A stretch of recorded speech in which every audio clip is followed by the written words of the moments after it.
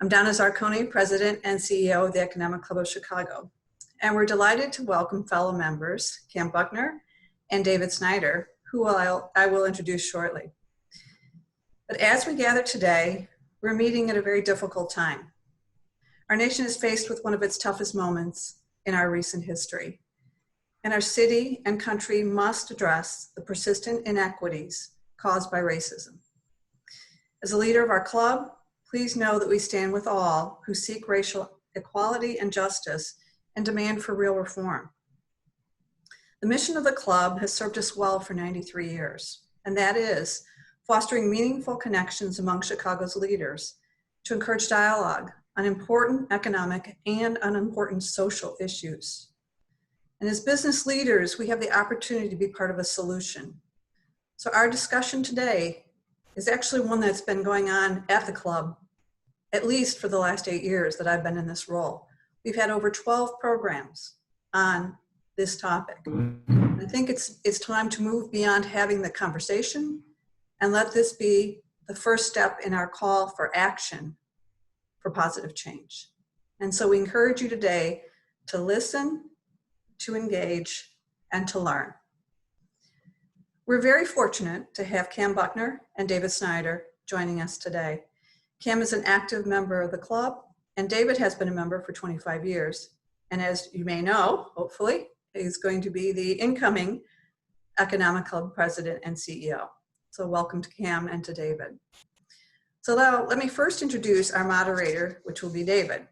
He's currently the Chief Operating Officer at Chicago CRED, which is a nonprofit that focuses on street-level violence prevention and interruption, intensive trauma-informed counseling, education, workforce development, and is the largest funder of anti-gun violence initiatives in Chicago.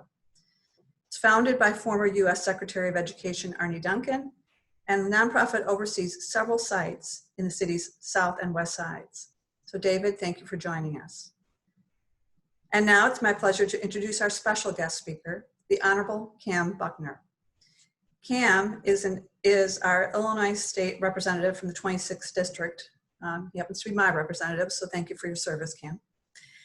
Which includes parts of South Chicago, South Shore, Washington Park, Woodlawn, Hyde Park, Kenwood, Bronzeville, the South Loop, the Downtown and Central Business District, River North, Streeterville, and the Gold Coast.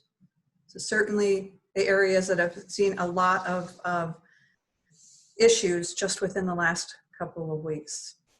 Kam previously served as Executive Director of World Sports Chicago and also worked for the Chicago Cubs, leading their government and neighborhood relations efforts. He has a BA in Political Science from U of I at Urbana-Champaign and a JD from DePaul University College of Law. He was born and raised in Chicago, and we look forward to his insights on the current crises facing our city and our nation and the impact on the communities that he serves. So thank you, Kam, for being here today. So now, David, I'm going to turn it over to you. Thank you, Donna. Thank you, Kam. It's really a pleasure to be here today. And Kam, I'm going to start by kind of reiterating what Donna said, in that your district really reflects the nature of two Chicagos. On the north side of your district, we've got a thriving central business district. We've got one of the most affluent residential areas in the city. And then on the south end, we have some of the poorest and most violent neighborhoods in Chicago. And I thought we would frame the first part of the discussion by talking about both. And I'll start on the south side. These are communities that have been afflicted by years of economic disinvestment, some of the highest rates of shootings and homicides, and more recently, rioting and looting.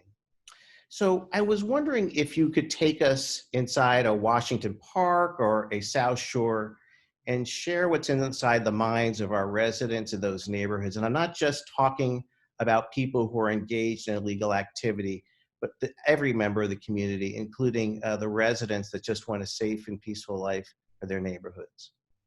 Yeah, David, thank you for that question. And I'll start off by contextualizing, right? So painting the picture.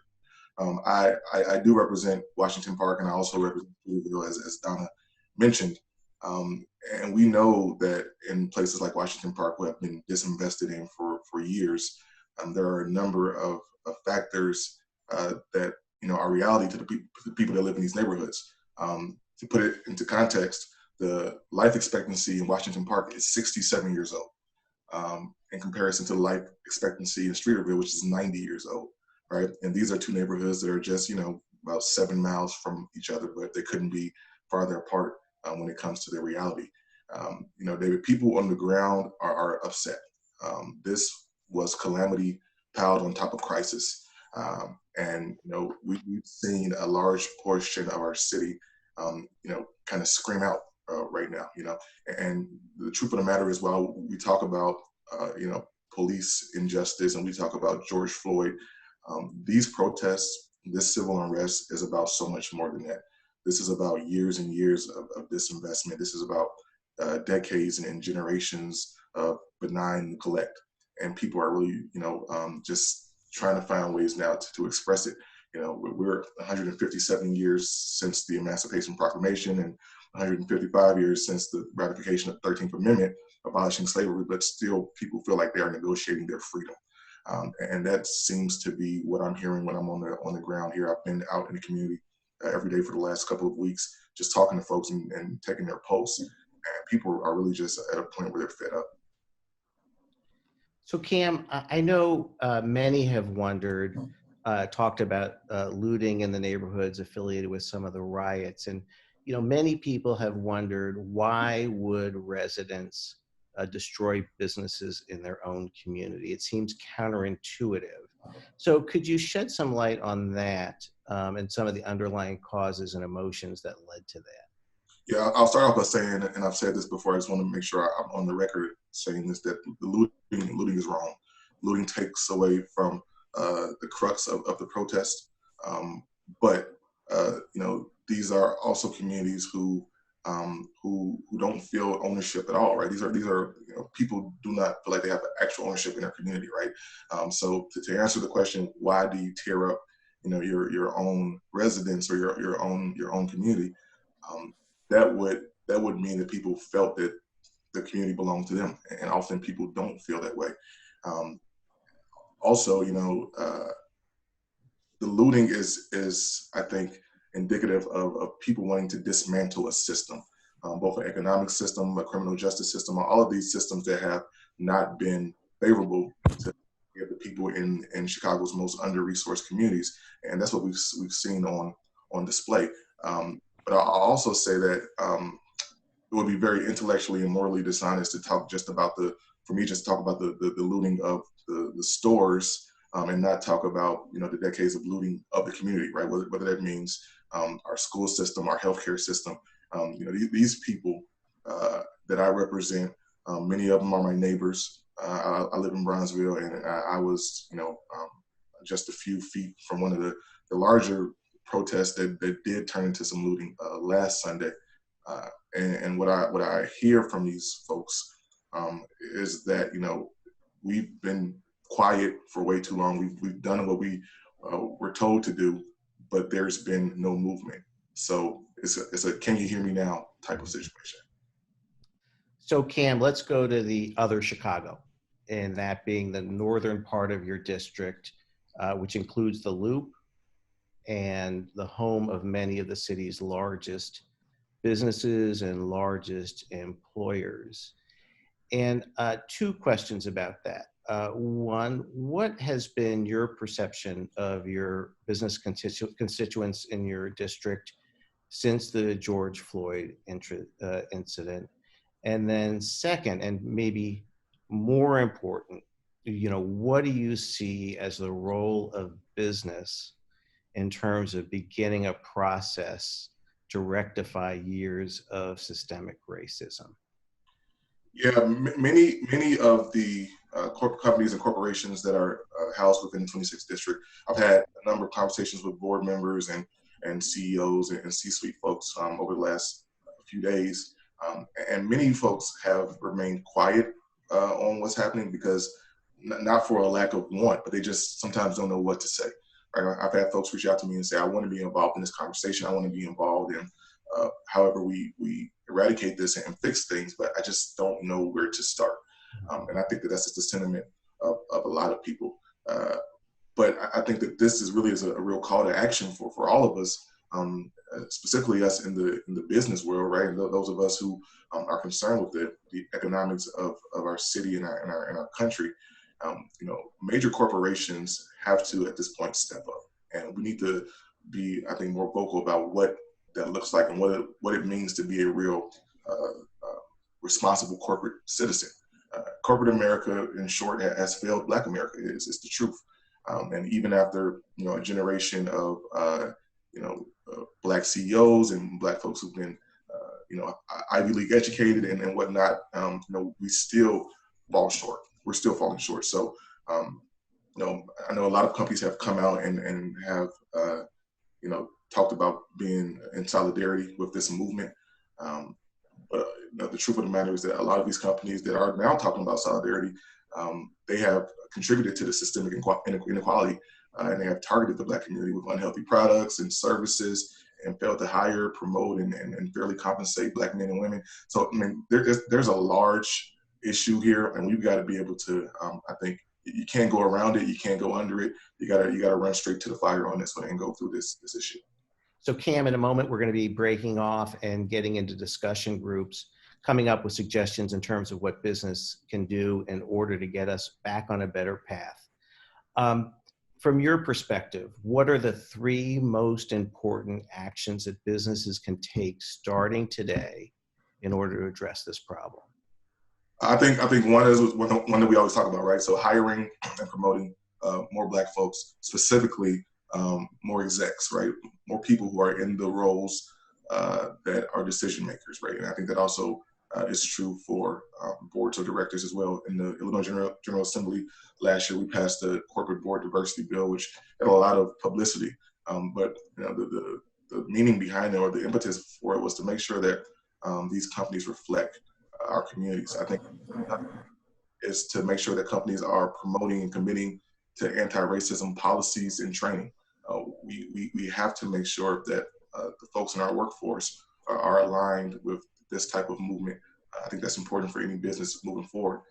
And I will also say we've got to do a better job with pay equity. We've got to make sure that men and women of color, we've got to make sure that women aren't, men and women of color, and women and folks who are in the minority are paid on par with their white male counterparts. I think that's extremely important. We've talked about this for a very long time, but we've not done enough as a society to address it. Yeah. So Cam, I just want to follow up on that because some people I know we're both talking to are frequently saying, well, there's been a lot of talk about this for many years. It's fits and starts as one crisis jumps to another. Do you feel there's any distinction in what we're facing now than what we've had in the past that might be the ultimate catalyst for businesses to really address this issue head on? Yeah, David, it feels a little different. This feels like we may be at a true inflection point as a country.